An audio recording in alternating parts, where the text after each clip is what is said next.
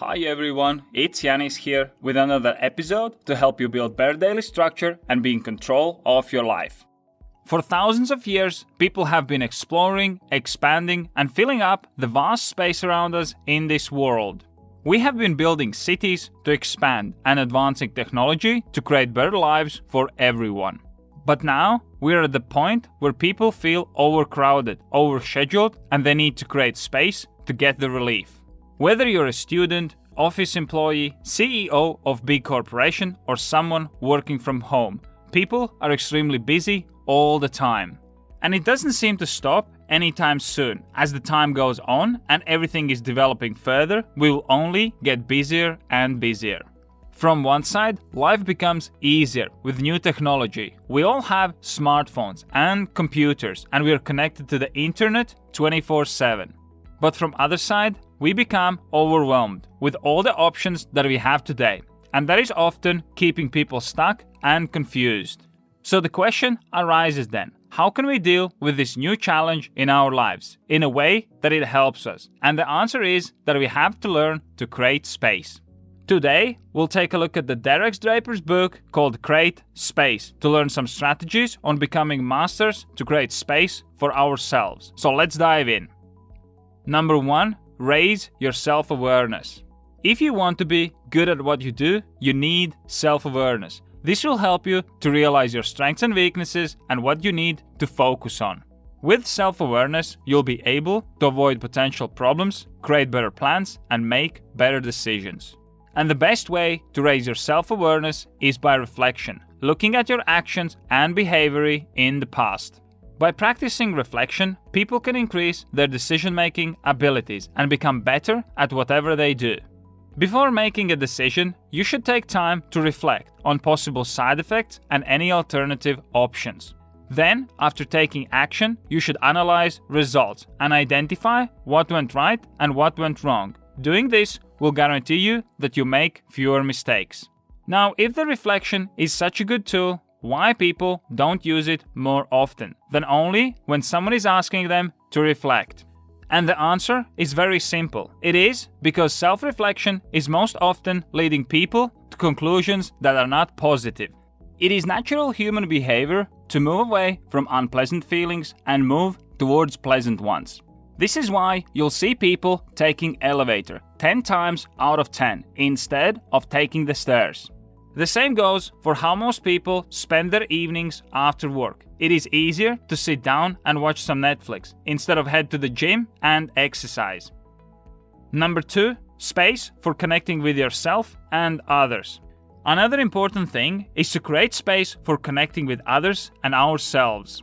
We discussed earlier how important it is to reflect on what actions we have to take to raise our self-awareness.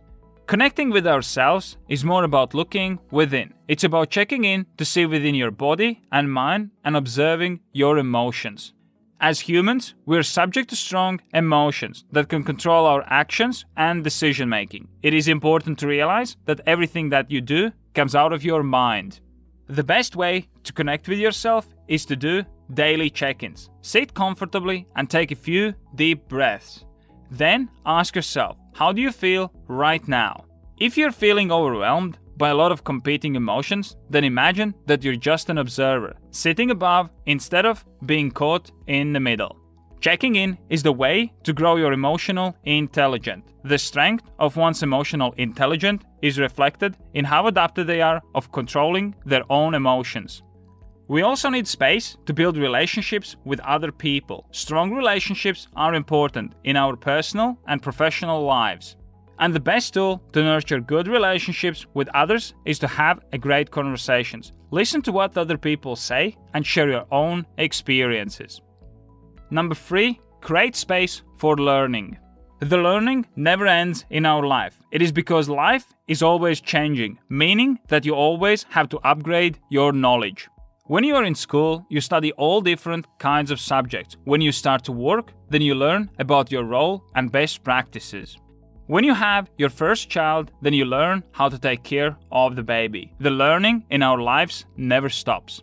If you have ever stopped learning, then you can be sure that you'll get stuck in a dead-end job that you'll absolutely hate. That's why you have to create space for learning. Set aside time each week where you'll be learning something new. This can be new management course at work so that you can get that promotion that you've been waiting for. Or it can be new skill that will help you to grow your business. Number 4, planning is a key to productivity. Many people are scared of planning because they think that by planning they will have to give up flexibility in their life. This couldn't be further from the truth because planning is actually the very thing that gives people flexibility.